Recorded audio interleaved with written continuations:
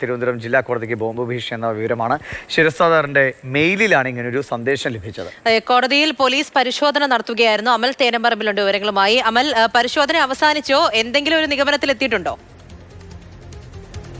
പരിശോധന അവസാന ഘട്ടത്തിലേക്ക് കടക്കുകയാണ്. ഇന്ന് ഉച്ചയോട് കൂടിയാണ് തിരുവനന്തപുരത്തെ ജില്ലാ കോടതിയിൽ ബോംബ് വെച്ചിട്ടുണ്ട് എന്നൊരു സന്ദേശം ലഭിക്കുന്നത്. ശിരസാറിന്റെ മെയിലിലേക്കാണ് ഇത്തരത്തിൽ ഒരു സന്ദേശം വന്നത്. സന്ദേശം വന്നതിന് പിന്നാലെ തന്നെ ഡോഗ് സ്ക്വാഡും അതോടൊപ്പം തന്നെ ബോംബ് സ്ക്വാഡ് അടക്കമുള്ളവർ സ്ഥലത്തേക്ക് എത്തി പരിശോധന നടത്തി. പക്ഷെ പരിശോധനയിൽ സംശയാസ്പദമായ ഒന്നും കണ്ടെത്താൻ ഇതുവരെയും കഴിഞ്ഞിട്ടില്ല. എങ്കിലും ഇത്തരത്തിലുള്ള സന്ദേശമാണ്. അതിനാൽ തന്നെ ഗൗരവത്തിൽ പോലീസ് അതിനെ കാണുന്നുണ്ട്. അതിന്റെ അടിസ്ഥാനത്തിലാണ് പരിശോധന. കോമ്പൗണ്ടിന്റെ അകം ഏകദേശം പൂർണ്ണമായും തന്നെ സ്ക്വാഡ് പരിശോധിച്ച് കഴിഞ്ഞിട്ടുണ്ട്.